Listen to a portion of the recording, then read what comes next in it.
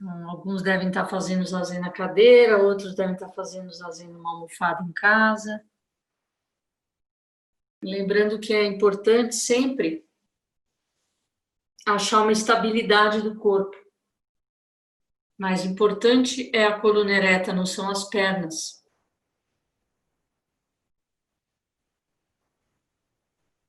E vamos ver. Vamos ouvir Joko Beck mais uma vez. Hoje ela vai começar o capítulo 6, que é ideais.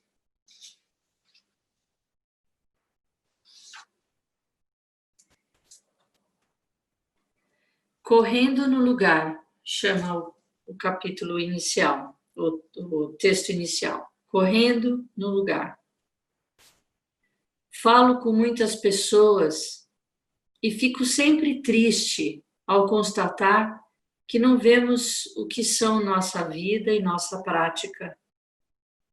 Ficamos confusas a respeito dos elementos básicos da prática e desviamo-nos por vias secundárias, seduzidas por toda espécie de noções incorretas a respeito. Sofremos na mesma medida em que ficamos confusas ou nos deixamos levar por atalhos. A prática pode ser enunciada em termos muito simples. Trata-se de sair de uma vida em que causo mágoas a mim e aos outros, para levar uma vida em que não magoou ninguém. Parece muito simples, exceto quando, em lugar da prática real, inserimos alguma ideia de que deveríamos ser diferentes ou melhores do que somos, ou que nossas vidas deveriam ser diferentes do que são. Quando colocamos ideias a respeito do deveria acontecer, noções como não deveria ficar com raiva, confuso, indisposto, no lugar do que nossa vida é verdadeiramente, perdemos a base e nossa prática fica estéril. Quando colocamos ideias a respeito do deveria acontecer no lugar do que nossa vida é verdadeiramente, perdemos a base e nossa prática fica estéril. Vamos supor que nos interessa saber como se sente um corredor de maratona. Ao corrermos 2 quarteirões, 3 ou 7 quilômetros, iremos saber um pouco do que seja correr tais distância, mas ainda não saberemos nada sobre o que é correr uma maratona. Podemos ditar regras a respeito, podemos descrever tabelas a respeito da fisiologia dos maratonistas, podemos coletar inúmeras informações sobre essa espécie de corrida, porém, isso não significa que saibamos o que é. Só podemos saber quando formos aquele que corre. Só conhecemos nossa vida quando a vivenciamos de modo direto, em vez de sonhar com o que poderia acontecer se fizéssemos isso ou aquilo.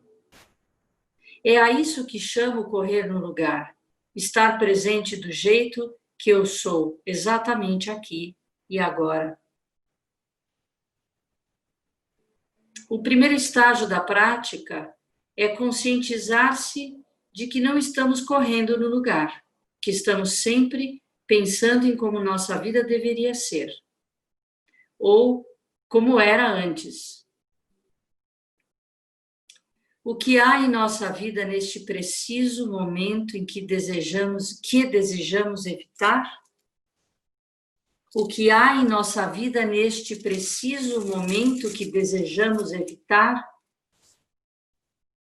Tudo que for repetitivo, monótono, doloroso ou infeliz. Não queremos correr no lugar com isso. Não mesmo. O primeiro estágio da prática é darmos-nos conta de que raramente estamos presentes, de que não estamos vivenciando a vida, de que estamos pensando sobre ela, conceituando-a, elaborando opiniões a seu respeito. Assusta correr no lugar. Um componente primordial da prática é perceber até onde esse medo e essa pouca vontade nos dominam.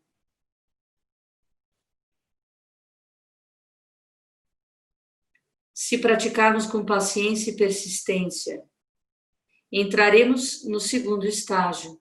Começamos aos poucos a tomar consciência das barreiras de ego existentes em nossa vida. Os pensamentos, as emoções, as evasivas, as manipulações. A todas essas facetas podem ser agora observadas e objetivadas com mais facilidade. Essa objetivação é dolorosa e também reveladora.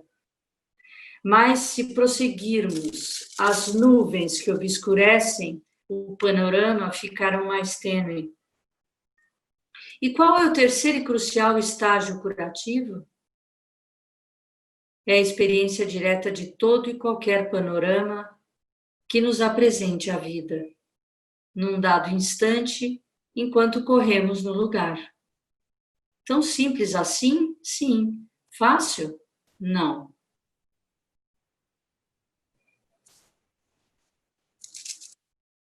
Lembro-me de uma manhã de sábado, em que adiamos em 20 minutos o horário marcado para a prática, a fim de que alguns participantes pudessem andar uns poucos quarteirões até um trecho em que se pudesse gozar a grande oportunidade de ver os atletas da maratona de San Diego passando.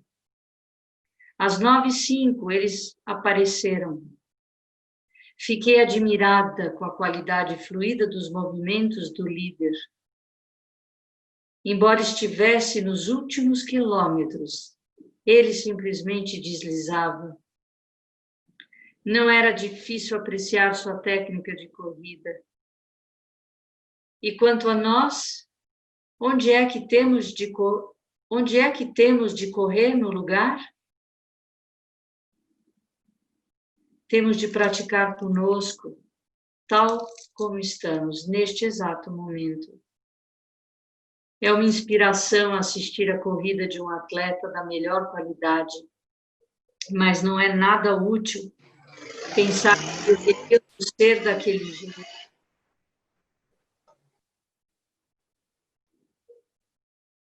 Temos de correr onde estamos, temos de aprender aqui e agora, partindo do ponto em que estamos aqui e agora. Jamais crescemos se sonhamos com um estado futuro maravilhoso, ou lembrando feitos do passado. Crescemos sendo o que somos, estando onde estamos, vivenciando nossa vida tal como ela é, exatamente agora. Precisamos experimentar nossa raiva, nosso pesar, nossos fracassos, nossa apreensão. E eles podem ser nossos professores, quando não nos afastamos deles. Quando fugimos do que nos é dado, não podemos aprender, tampouco crescer. Isso não é nada difícil de entender, embora seja difícil de executar. Os que persistem, contudo, serão os que crescerão em seu entendimento e em sua compaixão. Por quanto tempo é necessária essa prática? Para sempre.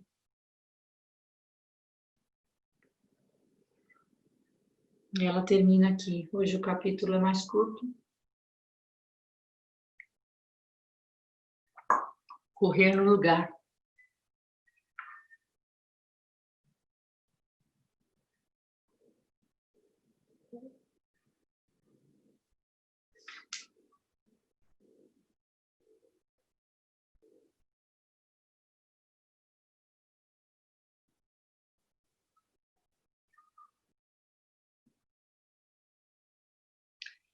Que engraçado, né? Essa associação que ela faz com correndo no lugar, com esse estar presente, né? Do jeito que é.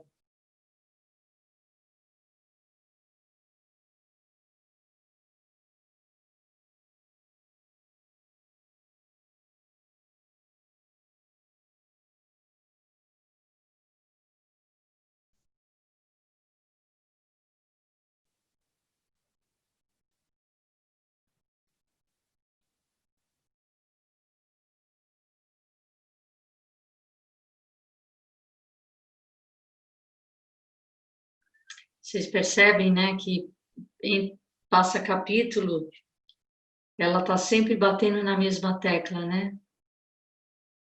Dessa dificuldade que a gente tem de experimentar o presente, de estar na experiência pura, né?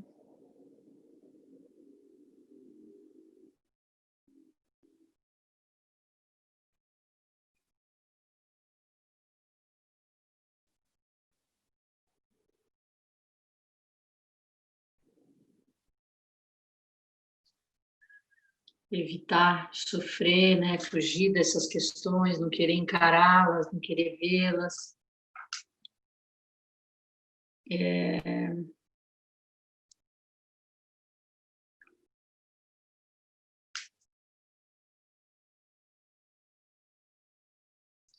Ontem eu me emocionei, né, quando ela falou da flor, de só olhar a flor.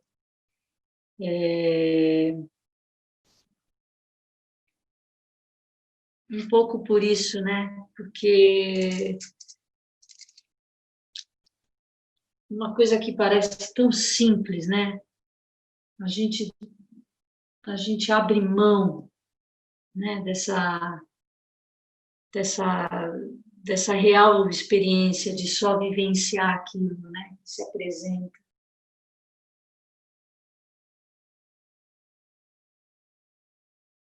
A gente abre mão desses momentos preciosos, né? Almejando uma coisa maior, almejando um lugar, almejando uma posição, almejando a primeira, até aquela ideia, a primeira a fazer aquela coisa.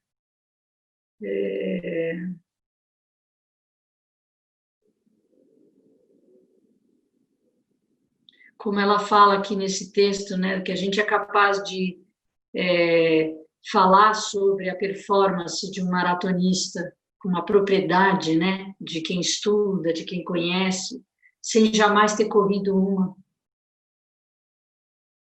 né?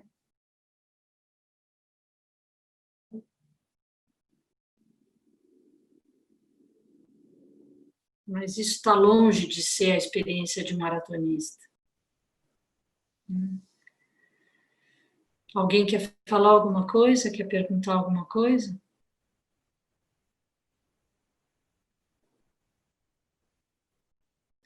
Senão hoje é lua cheia, a gente vai fazer o arrependimento.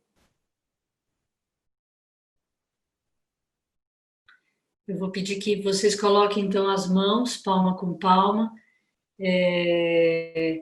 Nós vamos repetir 3 vezes. Eu vou falar, vocês repetem depois de mim, e aí, terminada a primeira vez, a gente vai fazer uma reverência. Nós vamos repetir mais uma vez, uma outra reverência, e a terceira vez. Tá bem? Então, vamos lá. Todo karma prejudicial alguma vez cometido por mim,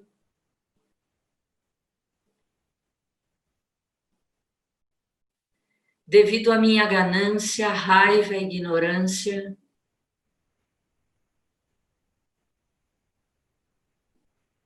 nascido de meu corpo, boca e mente,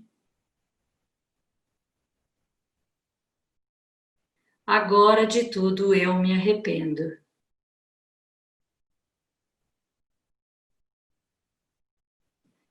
Todo karma prejudicial alguma vez cometido por mim,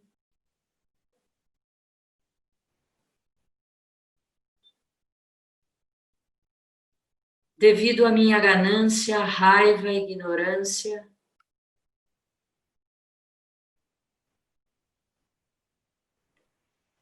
nascido de meu corpo, boca e mente,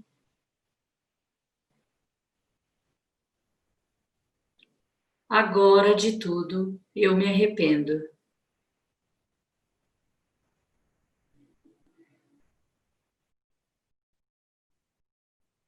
Todo karma prejudicial alguma vez cometido por mim desde tempos imemoriáveis,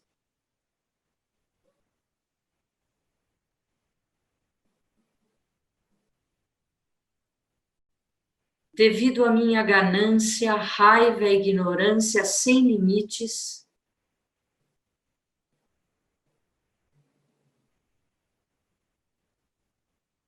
nascido de meu corpo, boca e mente,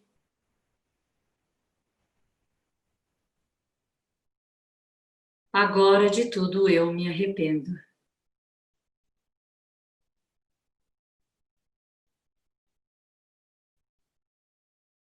Que assim seja. A gente faz esse arrependimento toda lua nova, lua cheia, de 15 em 15 dias, e praticantes que já têm preceitos ou monásticos deveriam fazer toda noite antes de dormir. Diz que em direção ao travesseiro a gente faria todo karma prejudicial alguma vez cometido por mim. Desde tempos imemoriáveis, que eu lembro e que eu não lembro o que eu fiz. É tão legal isso, né? De você poder de coração se arrepender de algo que talvez você nem percebeu. Às vezes a gente faz isso, né? Às vezes a gente gera sofrimento sem perceber, porque às vezes não ignorou uma pessoa, ou não cumprimentou, ou não deu a atenção que a pessoa imaginou que teria, e ela sofre. Você não sabe necessariamente, mas até disso a gente se arrepende, né? Porque certamente estar vivo, a chance da gente cometer falta, sujar o copo, como diz o Bernie Glassman, quando a gente observa os preceitos, é parte, né? Eu sujo o copo para eu tomar água, para viver eu sujo o copo. Então, os preceitos para a gente não são dogmas, coisas que eu não possa fazer, mas eu observo o que eu fiz. É que nem Joko fala, eu percebo a raiva, eu não finjo que eu não tenho raiva.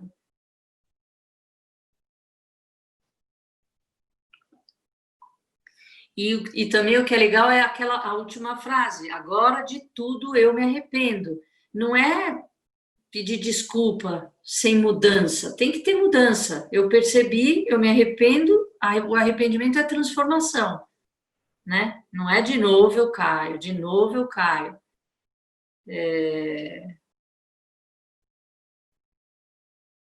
E nascido de meu corpo, boca e mente, porque a gente acha que é só o que eu falo que eu faço, né? Mas o que eu penso também. O que eu penso também pode ser prejudicial, muitas vezes é prejudicial para você e para os outros, né? Nascido de meu corpo, boca e mente.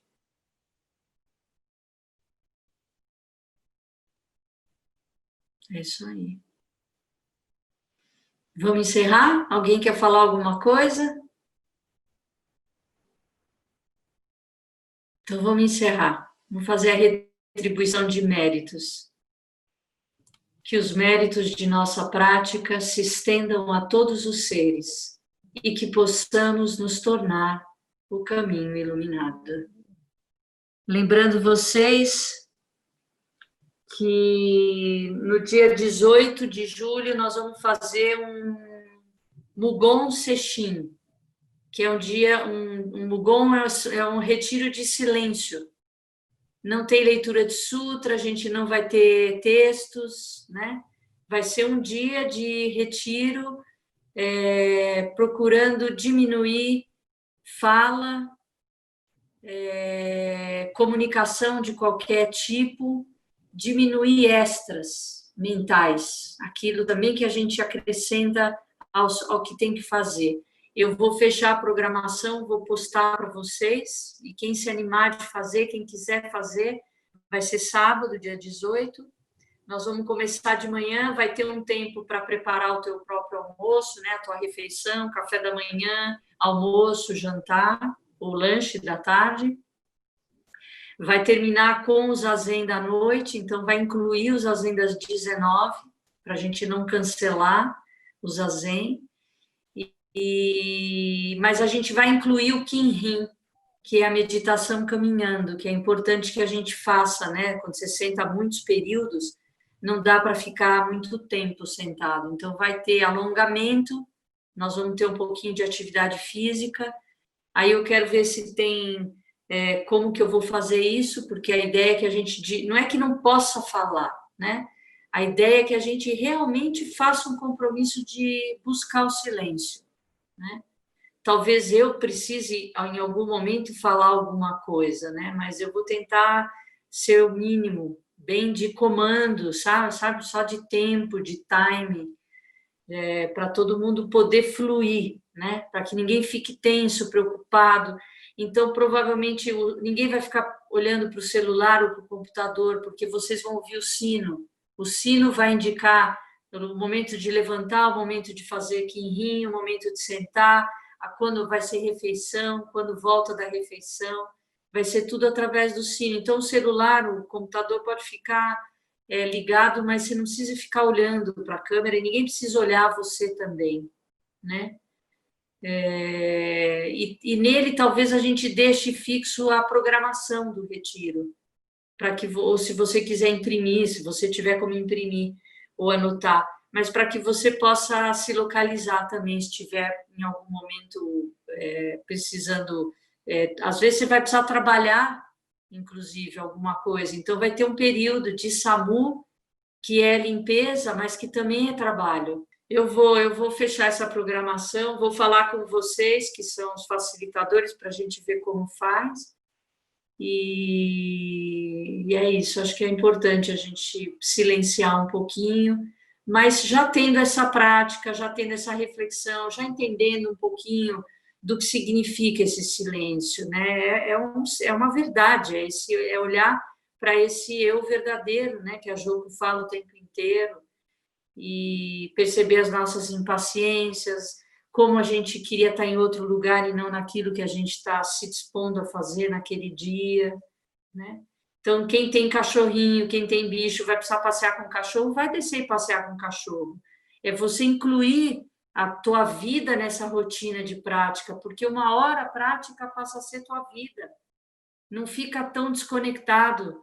Eu faço retiro, vou para as montanhas, volto super bem, em 2 dias acaba tudo. Porque eu comecei a trabalhar, porque já briguei com fulano, já a roda do Sansara já me arrastou, né? Então, essa ideia que você possa levar essa presença do zazen para as suas atividades diárias. E nada melhor do que você ter que ir e sentar. Eu vou, eu sento. Eu vou, eu sento. Até que não tem o sagrado e o que não é sagrado, não tem dentro e fora, né? E aí, quando não tem essas barreiras, quando não tem essas paredes, esses muros, o que que tem? O que que tem, né? E é isso. Agradeço vocês, mais um zazen, boa noite, bom descanso, até amanhã. Cachorro. Obrigada, Rokyo, por mais hoje.